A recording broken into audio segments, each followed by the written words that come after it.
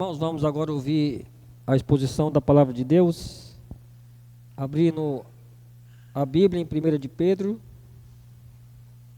capítulo 3, primeira carta do apóstolo Pedro, capítulo 3, e faremos a leitura do versículo 13 até a primeira parte do versículo 15. Primeira carta do apóstolo Pedro, a partir do versículo 13 até a primeira parte do versículo 15.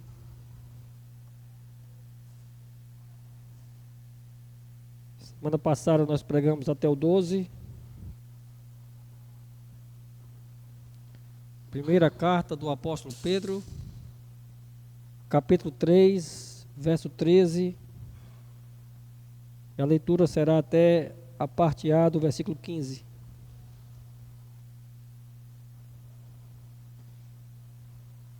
Mesmo assentados, mas mais uma vez com bastante reverência e atenção, escutem o que vai ser lido, porque o que vai ser lido mais uma vez é a palavra da salvação, é a palavra de Deus. E a palavra do Senhor nos diz assim: ora, quem é que vos há de maltratar, se fordes zelosos do que é bom? Mas ainda que venhais a sofrer por causa da justiça, bem-aventurados sois.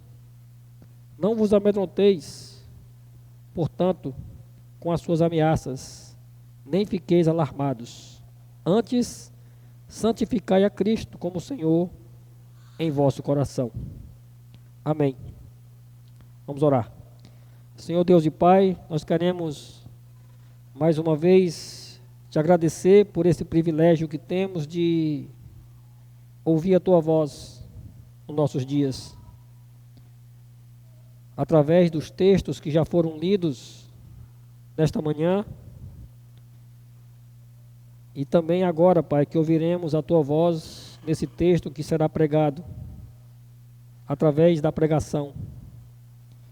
Que o Senhor Deus possa nos iluminar, para que nós possamos compreender, ó Deus, o que o Teu Espírito quis comunicar ao Teu povo, quando inspirou o Teu servo Pedro para escrever essa perícope.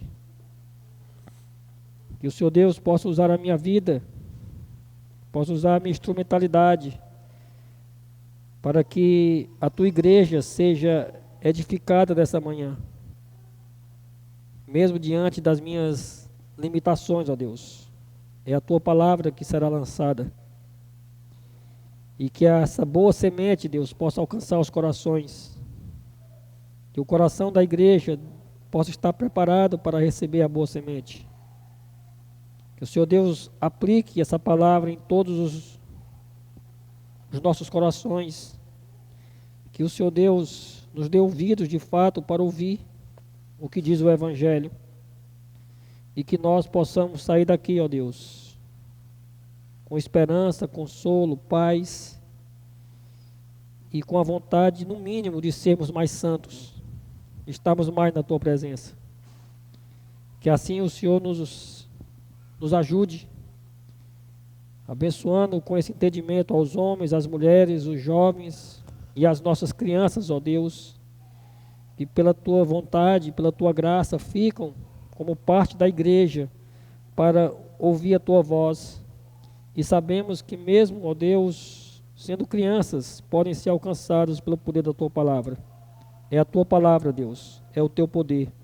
E todos nós aqui dependemos do Teu Espírito Santo, para que possamos compreender o que diz o Senhor.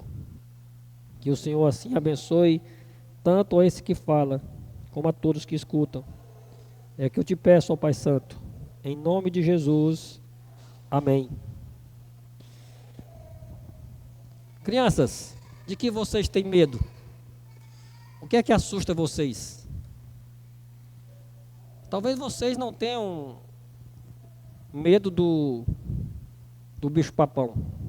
Talvez esse não seja mais o medo de vocês. E principalmente desses maiorzinhos, né? Mas talvez você tenha medo ainda de ficar no escuro. Talvez você tenha medo de ficar longe da sua mãe, do seu pai. Talvez você tenha medo de não tirar uma boa nota e apresentar ao papai e à mamãe que você foi bem nos seus estudos. Isso tudo faz parte dos nossos medos, né, daquilo que muitas vezes nos assombra. Talvez você tenha medo de ser disciplinado fisicamente pelo papai ou pela mamãe.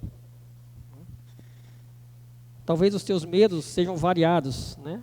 E medo faz parte da nossa vida desde a queda, né? O medo entrou depois da queda.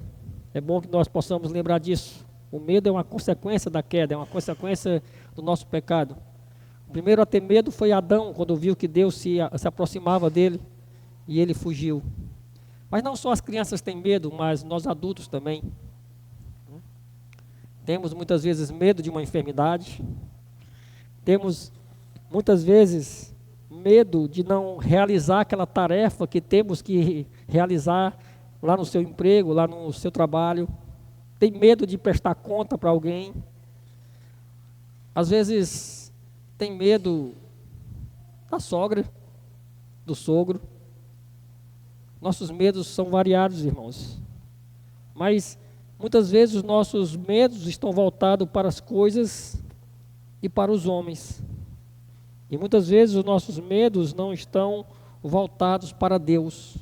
O nosso temor muitas vezes não é de Deus, não é do Senhor, não é de falharmos contra Deus, mas temos medo das coisas desse mundo, dos problemas, das lutas dos homens. Esse talvez tenha sido o nosso maior temor, medo daquilo que os homens podem fazer contra nós. E nessa perícope, irmão, de Pedro, de primeira carta de Pedro, capítulo 3, do verso 13 até o versículo 15, parte A, nós veremos que Pedro vai começar a falar sobre apologética, sobre a defesa da fé. E dentro dessa apologética, Pedro vai dizer que nós precisamos vencer os nossos medos desse mundo e voltarmos o nosso coração para o Senhor Jesus. Santificarmos o nosso coração, temê-lo, colocar o nosso temor no local certo. O nosso temor precisa estar em Deus, que esse sim é o princípio da sabedoria. E não ficar com medo das coisas simplesmente desse mundo. E a verdade que vai nos saltar aos olhos, irmãos, nesse texto, nessa perícope de 1 de Pedro 3, do verso 13 ao 15, parte A, é que o povo sofredor de Deus não deve viver amedrontado com as coisas desse mundo ou com os homens, e sim santificar o seu coração a Cristo. O povo sofredor do Senhor não deve se amedrontar com os homens ou com aquilo que os homens podem fazer, mas devemos temer a Cristo, santificar o nosso coração a Cristo. Irmãos, o apóstolo Pedro, nós temos pregado todas as vezes que a gente vem aqui na Praia do Canto, lá na congregação, nós já estamos faltando só um sermão. Deus ainda não permitiu que eu terminasse o sermão em 1 de Pedro, né? Essa série, 1 de Pedro, mas lá só falta um sermão. E pela vontade de Deus, eu só vou terminar em julho, porque eu vou viajar na próxima semana e eu não prego lá na congregação até o dia 20 de julho. Né? Mas aqui nós estamos ainda no capítulo 3. E nós vemos como Pedro, ele tem tratado de vários assuntos, né? E ele tem sido bem pastoral. Né? Ele tem mostrado esse cuidado pastoral com a igreja. E ele tem abordado muitos assuntos. Nós sabemos que Pedro, ele está escrevendo essa carta para uma igreja que passa por lutas. Uma igreja que passa por sofrimentos, que enfrenta problemas. O Evangelho, irmãos, ele não nos isenta de passarmos por dificuldades, por lutas. As nossas dificuldades, as nossas lutas são consequência, né, da própria queda. Então nós não temos como Pedro chegar e dizer, olha, eu garanto para vocês que vocês vão vir para a igreja e as lutas de vocês, elas vão sumir. Né? Pedro não traz essa falsa ideia. Pedro não tenta enganar aquelas pessoas, não. Pedro, ele está trazendo para aquelas pessoas que elas devem buscar conforto e esperança em Deus e naquilo que Deus já fez por elas. Aquilo que Deus já realizou em Cristo, que nada pode mudar a nossa realidade, irmãos. Se nós somos crentes, nós estamos de fato firmados na rocha que é Cristo. E nem um vendaval desse mundo, nem uma luta, nem uma dificuldade, nem uma adversidade vai nos tirar dali. Nós estamos na mão do nosso Redentor e nós estamos seguros por isso. Mas Pedro, de forma pastoral, ele tem tratado de alguns pecados e algumas dificuldades que aqueles irmãos, eles têm passado. Ele já falou sobre a santificação, ele já falou sobre a questão de sermos submissos, né? Tanto às autoridades como aos senhores. Ele já explicou que as mulheres devem ser submissas aos seus maridos, e isso não é nada de desonra para elas, porque o próprio Cristo, mesmo sendo Deus, ele se fez homem e ele foi submisso ao Pai, e ele não deixou de ser Deus por isso. Ele já falou que os homens devem amar as suas esposas, né? Como Cristo de fato amou a igreja, na mesma ideia do apóstolo Paulo lá em Efésios, né? Que os maridos devem viver a vida comum do lar, que devem tratar as suas esposas com dignidade. Ele já falou sobre a unidade da igreja e aquilo que a igreja deve demonstrar para esse mundo caído. E agora Pedro, irmãos, ele retorna à ideia do sofrimento. Ele retorna à ideia de que nós, por alguns motivos desse mundo, em certas ocasiões, a igreja pode passar por lutas. E na verdade Pedro ele vai começar a entrar na ideia da apologética, né, que não vai, essa palavra não vai surgir nesse sermão, mas vai surgir no próximo, a ideia da defesa da fé. E Pedro começa mostrando que muitas vezes essa apologética começa no nosso coração, nas nossas vidas. Na verdade, ele vai expor aqui a questão da apologética do sofrimento.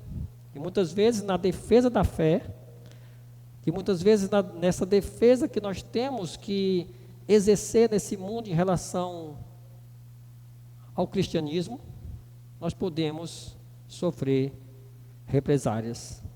Podemos passar a ser injustiçados nesse mundo por causa do nome de Cristo. Mas o apóstolo Pedro, irmãos, ele começa fazendo uma pergunta lógica, né? Ele começa fazendo uma pergunta lógica. O versículo 13 e o versículo 14, que vai ser o nosso primeiro ponto, ele diz assim: ora, quem é que vos há de maltratar, se fordes zelosos do que é bom? Veja que ele faz uma pergunta lógica. Quem é que vai maltratar vocês, se vocês estiverem andando de forma correta? Pedro começa a dizer algo bem lógico. Até os ímpios conseguem compreender essa verdade, de que se você praticar o bem de uma forma lógica, você não vai ser maltratado, você não vai ser perseguido por causa disso. E não é nem só nós crentes, irmãos, que conseguimos compreender essa verdade. Qualquer ímpio sabe disso. Certa vez eu estava em uma delegacia, não estava preso não, viu? Fui lá resolver um assunto. E naquele dia tinha um rapaz preso. O rapaz estava preso lá porque tinha roubado, feito alguma coisa, eu não lembro. E ele não queria ser preso, né? Mas aí ele estava preso, ele não tinha opção. Ele já tinha praticado o mal e ia ser levado lá para aquele xadrez. E aí foi levado, praticamente à força. Aí tinha duas mulheres assim do meu lado, que não eram crentes, mas assim que levaram o rapaz, elas disseram logo: se ele está sendo preso, é porque boa coisa ele não fez. Então veja que é algo que até os ímpios conseguem compreender. Se você pratica o mal, você vai sofrer por isso. O apóstolo Paulo, lá na sua carta aos Romanos, ele vai dizer que a justiça, ela só pode ser temida pelos que praticam o mal, porque ela só vai trazer a espada para aqueles que praticam o mal. Então veja que isso é uma verdade que qualquer pessoa consegue compreender que aqueles que praticam o bem, eles não devem ser perseguidos, mas, muito pelo contrário, aqueles que praticam o mal, eles devem ser perseguidos, eles devem ser presos, eles devem ser julgados. Por quê? Porque estão praticando o mal. Então, por isso que o apóstolo Pedro começa fazendo essa pergunta: ora, quem é que vos há de maltratar, se fordes zelosos do que é bom? Se vocês estão praticando, estão fazendo as coisas certas, quem é que vai maltratar vocês? Quem é que vai procurar a fazer uma perseguição sobre aqueles que estão fazendo as coisas certas? É uma pergunta lógica, né? Ninguém. Mas nós sabemos que nem sempre é assim.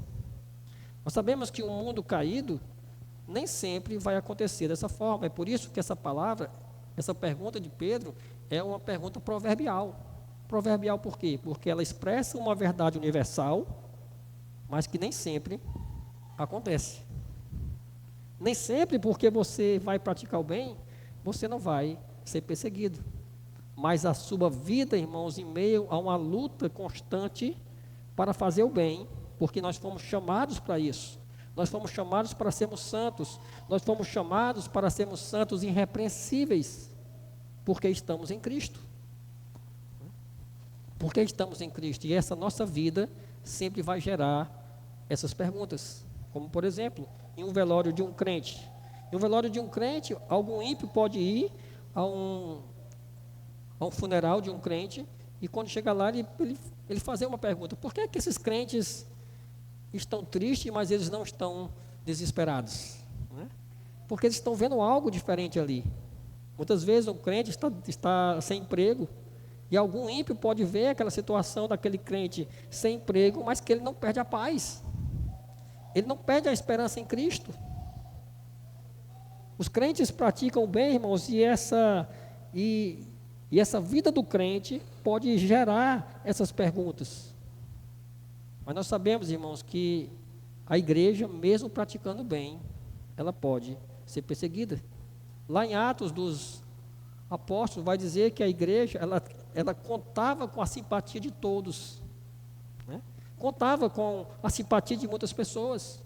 Muitas pessoas se aproximavam da igreja por causa do bom procedimento dos crentes. E por isso que Pedro, muitas vezes, ele já falou aqui sobre que nós devemos mudar o procedimento. Nós devemos ter um bom procedimento. A esposa deve ter um bom procedimento diante do marido ímpio. Então você veja como as obras, elas são importantes. Ela não nos salva, mas elas são evidências de uma vida transformada pelo poder do Evangelho. E por isso, irmãos, nós sabemos que mesmo aquela igreja que contava com a simpatia de muitos, nós sabemos que ela foi perseguida. Mas, pastor, isso não parece uma contradição, né? Mas é isso que a palavra de Deus nos diz. Que apesar dela contar com a simpatia de muitos, por causa de Cristo, ela foi muito perseguida. Houve perseguições terríveis, né? De homens santos, de homens que tinham um bom procedimento, mas que mesmo assim, irmãos, não deixaram de sofrer por causa do Evangelho. E é isso que Pedro e também o apóstolo Paulo, ele sendo inspirado pelo Espírito Santo de Deus, ele nos ensina que se nós tivermos que sofrer, nós temos que sofrer por praticar o bem. E aí é só você lembrar dos mártires da própria igreja, lá do primeiro século, que como aqueles homens que viviam o Evangelho, que viviam vidas retas, sofreram por causa do nome de Cristo, sofreram por causa do nome do Senhor. E veja que no versículo 14, o apóstolo Pedro diz assim: mas ainda que venhais a sofrer por causa da justiça, bem-aventurados sois, não vos amedronteis, portanto, com as ameaças, nem fiqueis alarmados. Mas ainda que venhais a sofrer por causa da justiça, não por causa dos nossos pecados. Ele diz: bem-aventurados sois. Vocês podem ser felizes mesmo assim. E veja que Pedro, irmãos, ele aprende essa verdade do próprio Cristo. Porque o que Pedro fala aqui é algo muito semelhante ao que Pedro falou, ao que o Senhor Jesus falou lá em Mateus 5, como nós lemos hoje pela manhã. Mateus 5, 10, 11 e 12. Bem-aventurado os perseguidos por causa da justiça, porque dele é o reino dos céus. Bem-aventurados sois quando por minha causa vos injuriarem e vos perseguirem e mentindo disserem todo mal contra vós. Regozijai-vos e exultai, porque é grande o vosso galardão nos céus, pois assim perseguiram aos profetas que vieram antes de vós. Bem-aventurados, sejam felizes, se alegrem no meio de tudo isso, mesmo que venhais a sofrer por causa da justiça. Veja que não é por causa de qualquer sofrimento. Não são sofrimentos causados pelas nossas injustiças, pelos nossos pecados.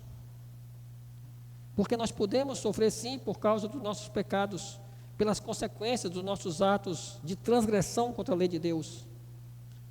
Mas mesmo, irmãos, nós praticando aquilo que o Evangelho nos diz, né? Mesmo que nós viemos a sofrer por causa da justiça que nós praticamos em nome de Cristo, por andarmos em caminhos retos, nós podemos ser repreendidos. Quando você começa a fazer a vontade de Deus no meio dos ímpios, você pode começar a ser vista como uma pessoa não muito agradável.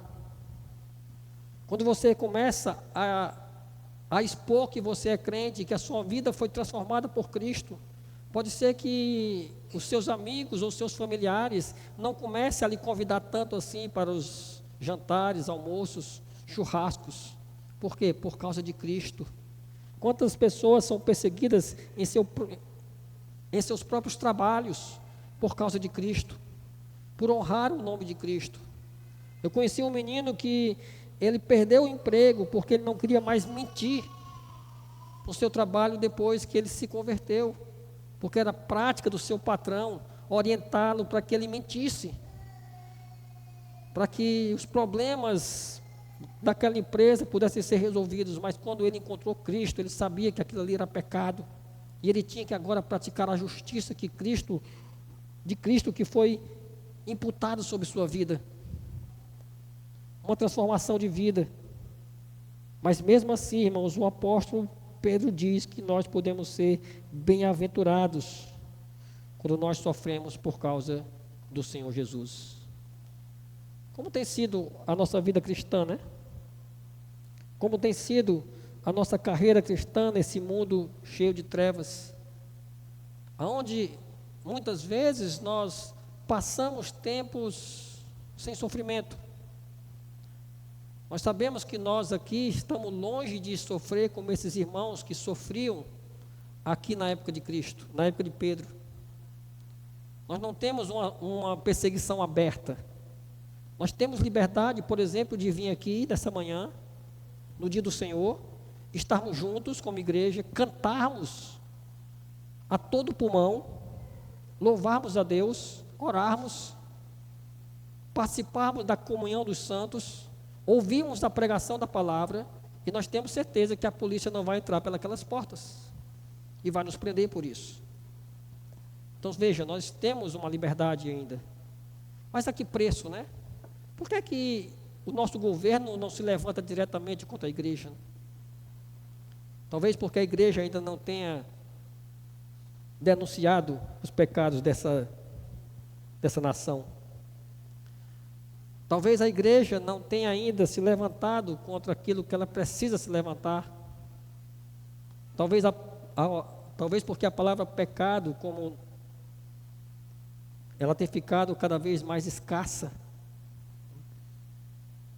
no meio da nossa nação. E por isso nós temos ainda vivido esses tempos de bonança, nós temos vivido esse tempo de tranquilidade. Não somos perseguidos assim diretamente. Mas por que os crentes sofrem, irmãos? Não é porque apenas eles podem estar em pecado, ou porque não têm trazido para a igreja aquilo que eles deveriam trazer, como ensinam a teologia aí dos neopentecostais. Nós sofremos, irmãos, porque nós somos peregrinos em um mundo caído. Nós sofremos porque esse mundo, ele vive uma cristofobia. As pessoas, elas têm ódio de Cristo, elas têm raiva de Cristo, e consequentemente elas têm raiva de irmãos, daqueles que servem a Cristo. daqueles que servem ao Senhor Deus, ao Deus Todo-Poderoso. Mas Pedro diz assim: mas ainda que venhais a sofrer por causa da justiça, bem-aventurados sois. Mesmo que nós venhamos a sofrer, irmãos, retaliação, perseguição, privação por causa do nome de Cristo. Pedro escreve para aquela igreja que de fato sofria essas coisas, que de fato sofriam perseguição direta, privações. Os seus bens, irmãos, eles eram expoliados muitas vezes. Homens crentes saíam de casa e quando voltavam, os soldados romanos estavam na sua casa dizendo: essa casa aqui não é mais sua. Mas mesmo assim o apóstolo Pedro escreve, inspirado pelo Espírito Santo, dizendo: bem-aventurados vocês são. Ou seja, vocês têm essa alegria que o mundo não pode roubar, porque vocês têm o Evangelho dentro de vocês. Mesmo que nós venhamos a sofrer, irmãos, por causa do bom nome de Cristo. E aí diz assim: não vos amedronteis, portanto, com as suas ameaças, nem fiqueis alarmados. Mesmo perseguidos, não vos amedronteis. Com as suas ameaças, nem fiqueis alarmados. O apóstolo Pedro, ele está falando aqui sobre Isaías capítulo 8, verso 12 e 13. Abra lá a sua Bíblia. Isaías capítulo 8, verso 12 e verso 13. Isaías capítulo 8,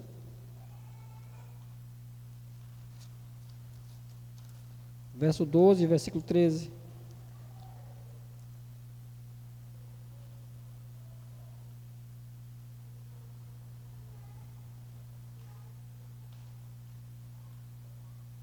A palavra do Senhor, Isaías, diz assim, no capítulo 8, verso 12 e 13: não chameis conjuração a tudo quanto este povo chama conjuração.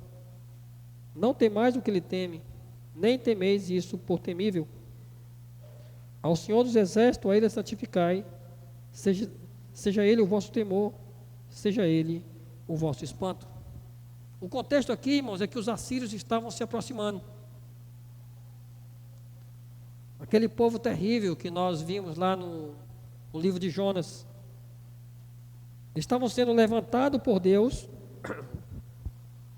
para disciplinar o próprio povo de Deus. E o profeta Isaías, levando esperança àquele povo, mesmo em meio à disciplina, ele diz: não temeis aqueles homens. Não temeis esses homens que estão chegando. Não temeis os assírios.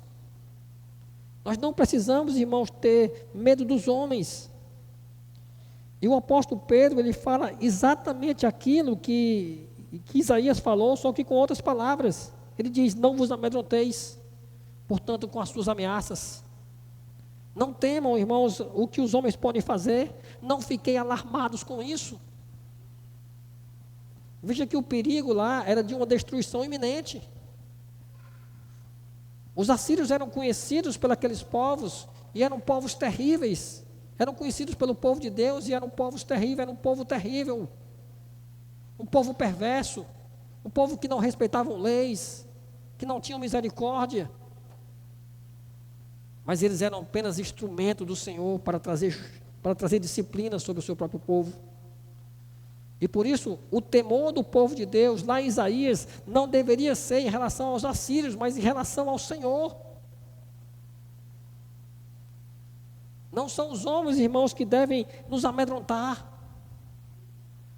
Não são os homens que devem nos fazer temer, mas nós teimamos em ter medo de homens. Nós continuamos a ter medo de homens. Nós continuamos a temer esses homens. Há pessoas que criam até síndrome do pânico, não querem nem sair de casa com medo de homens. Medo do que as pessoas possam achar. Medo do julgamento dos homens. Medo de ser reprovado pelos homens. Muitas vezes a nota boa que nós queremos tirar, vou pegar aqui o exemplo de seminaristas, que muitas vezes estudam lá um semestre e buscam tirar notas boas, não para glorificar o Senhor, mas para chegar no presbitério mostrando que conseguiu tirar uma nota boa, mostrar para aquela igreja a qual eles vieram que eles conseguiram tirar uma nota boa. Ou seja, a busca pela nota boa não é a glória de Deus, muitas vezes é o medo dos homens.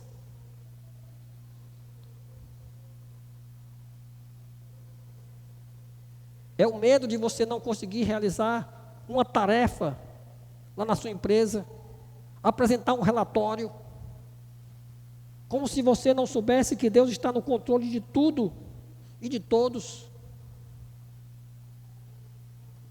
E o Pedro está dizendo aqui, irmãos, que nós devemos abandonar o medo dos homens, que nós não devemos nos amedrontar com as ameaças dele,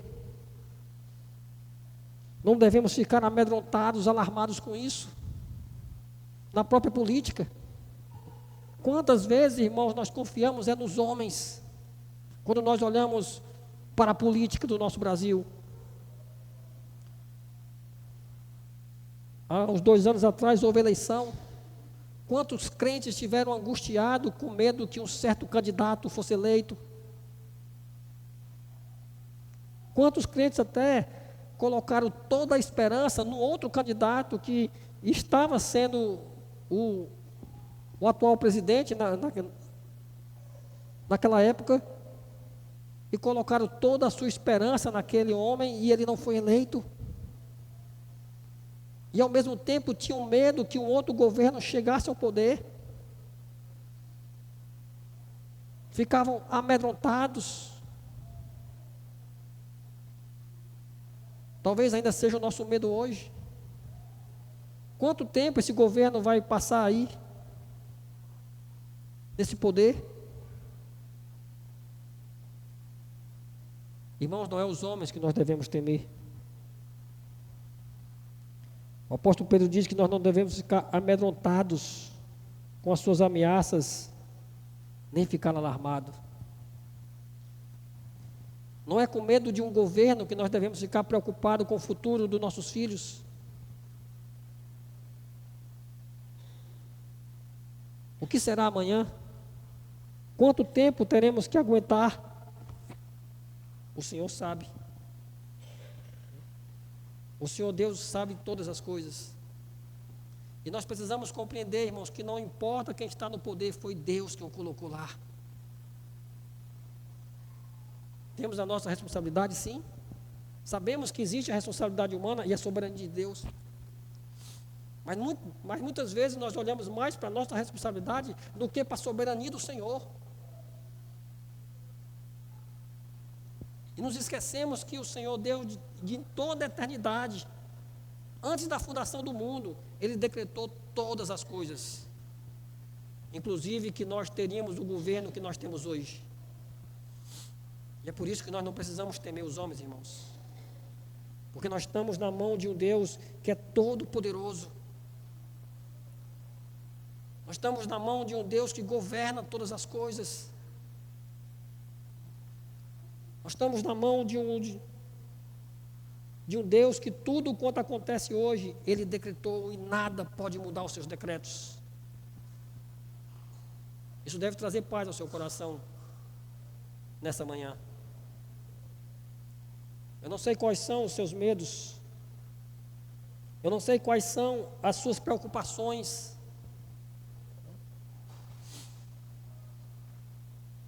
Mas olhe para o Senhor. Talvez o seu medo é que comece uma terceira guerra mundial. Mas se começar, irmãos, é decreto de Deus. Os homens, como Donald Trump e tantos outros governantes do mundo, eles estão todos na mão de Deus. Eles estão todos na mão daquele que soberanamente governa tudo quanto acontece, de forma muito poderosa. É por isso que nós devemos abandonar os nossos medos. Nós devemos lutar contra esses medos, que muitas vezes são pecaminosos. faz parte da nossa desconfiança de Deus. Muitas vezes vivemos ansiosos com o que vai acontecer amanhã. Como crentes, irmãos, vivemos ansiosos muitas vezes. Mas o que é uma ansiedade, se não uma falta de confiança nas promessas de Deus, na sua soberania? Por que é que a palavra de Deus diz que nós não devemos andar ansiosos por coisa nenhuma? Mas antes devemos manter as nossas mentes cativos a Cristo e a sua palavra. Por que é que o apóstolo Pedro, ele vai dizer que nós devemos lançar sobre Deus toda a nossa ansiedade, porque Ele tem cuidado de nós? Veja, Ele tem cuidado de nós. Por isso nós não devemos viver ansiosos, devemos lutar contra isso, é um pecado, nós devemos lutar contra isso. Ah, pastor, mas muitas vezes a gente se sente ansioso, sim, por causa do nosso pecado. O nosso pecado nos leva a nos esquecer das promessas de Deus em nossas vidas. Desse cuidado de Deus, irmãos, que não se aparta de nós, por medo dos homens. Nos esquecemos daquilo que a palavra de Deus nos ensina. Ora, se praticarmos o bem, irmãos, seria uma forma lógica, de forma lógica nós não sofreríamos. Mas nós vivemos em um mundo caído e nós podemos sofrer. Mas quando nós sofremos por causa da cruz de Cristo, por causa do Evangelho, essa bem-aventurança, essa alegria da salvação, ela não se aparta dos nossos corações. Porque a paz, a alegria que Cristo nos traz, irmãos, o mundo não pode roubar. E não é de um mundo caído que nós devemos ter medo. Nós devemos temer ao Senhor. Nós devemos santificar os nossos corações a Cristo. O versículo 15, parte A, diz assim: antes santificai a Cristo como Senhor em vosso coração. Irmãos, quando o sofrimento chegar, se é que ele vai chegar, se nós viermos a sofrer por causa de Cristo, e mesmo assim não vamos sair da nossa bem-aventurança, ao invés de nós ficarmos amedrontados, assustados, encurralados por causa dos problemas que os homens nos trazem, o apóstolo Pedro diz que antes nós devemos santificar a Cristo como o Senhor em nosso coração. E o que é santificar a Cristo em nossos corações? É temermos a Cristo. É nos submetermos ao seu senhorio, ao seu governo como o Rei das Nações, que nós muitas vezes cantamos, né? O Rei das Nações. Santificar o coração a Cristo, irmãos, é se submeter ao seu senhorio, à sua palavra. Volte mais uma vez a Isaías 8. Isaías capítulo 8, verso 12 e 13.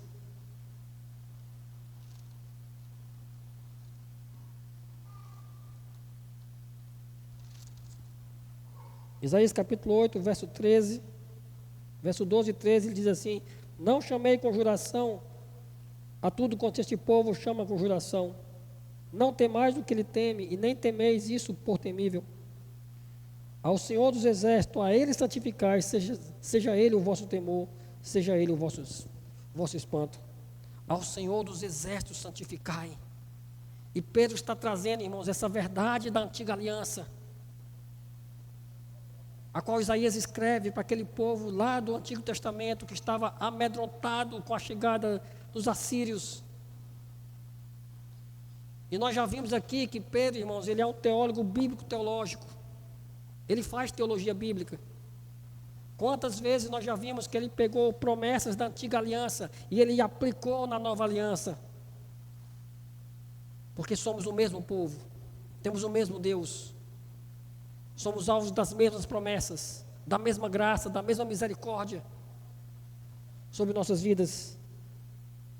E é exatamente isso que Pedro está dizendo aqui. Infelizmente a nossa tradução ela não traz nenhum indício de que Pedro está aqui escrevendo Isaías 8. Deveria estar em itálico ou um pouco recuado. Mas o versículo 15, irmãos, o que Pedro passa aqui é exatamente o que está no versículo 13.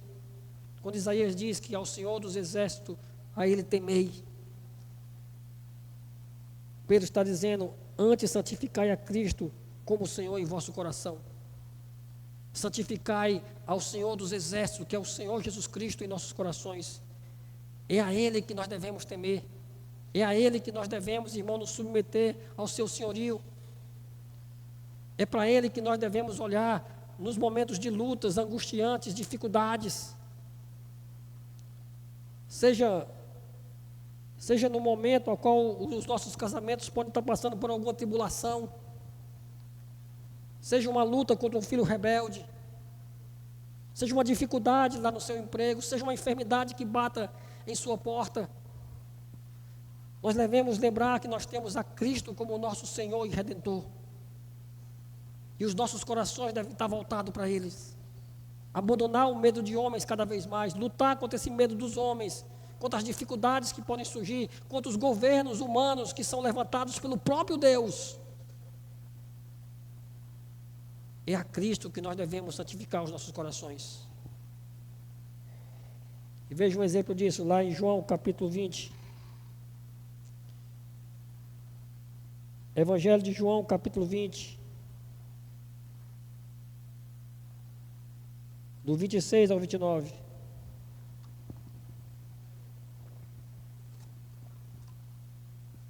Evangelho segundo escreveu João, capítulo 20, verso 26 ao verso 29. Ele diz assim: passado 8 dias, estavam outra vez ali reunidos seus discípulos, e Tomé com eles. Estando as portas trancadas, veio Jesus, pôs-se no meio e disse: Pai seja convosco. E logo disse a Tomé: põe aqui o dedo e vê as minhas mãos. Chega também a mão e põe no meu lado. E não seja incrédulo, mas crente. Respondeu-lhe Tomé: Senhor meu e Deus meu. Disse-lhe Jesus: por que me viste crestes? Bem-aventurados os que não viram e creram. Esses bem-aventurados aí é você, meu irmão. Você não viu a Jesus. Assim como muitos dos antigos, da antiga aliança, como Abraão, Davi, eles não viram Jesus. Mas eles creram na sua promessa. Nós também, irmãos. Nós não vemos a Jesus, mas nós cremos mesmo sem ver. Porque a sua palavra revela o Senhor para nós. A palavra de Deus revela o Senhor para nossos filhos. E o Senhor Jesus diz que bem-aventurados são aqueles que não viram, mas creram. Essa é a sua igreja. Não vimos o Senhor em carne, mas o Evangelho nos mostra Cristo, nos revela Cristo, nos traz esperança em Cristo, nos traz paz em Cristo.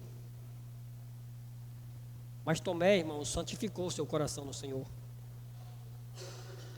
Quando ele, depois de ver a Cristo, ele diz: respondeu Tomé, versículo 28, Senhor meu e Deus meu.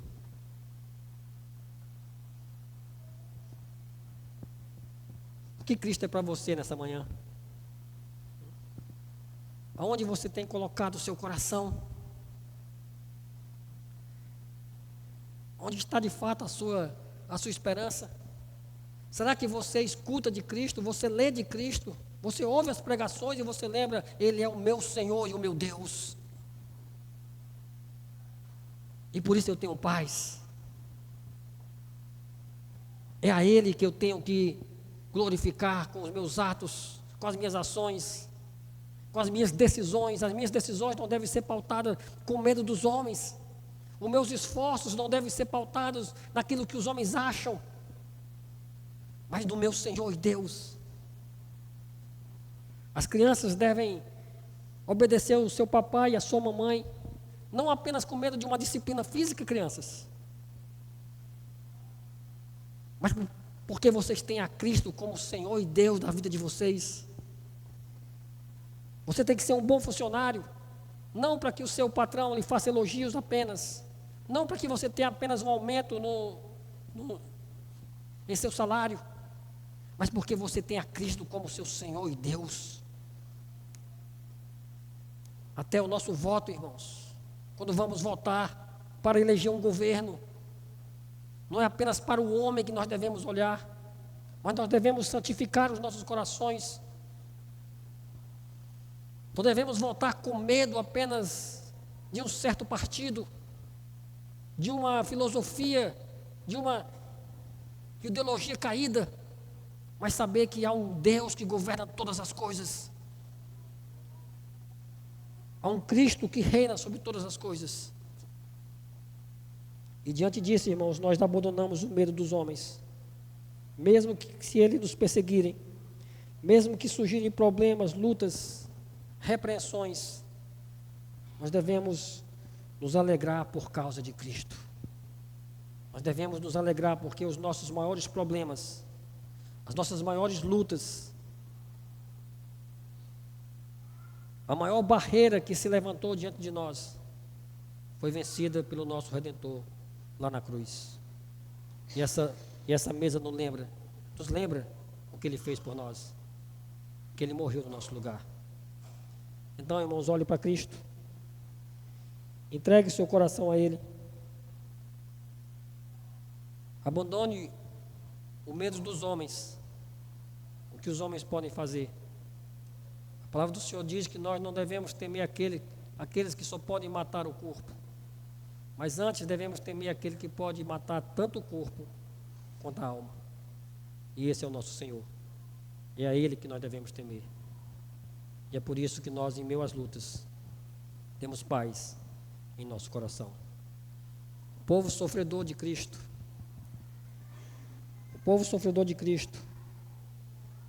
ele deve abandonar o medo dos homens e deve santificar, temer, se submeter ao senhorio do autor e consumador de nossa fé, o Senhor Jesus Cristo.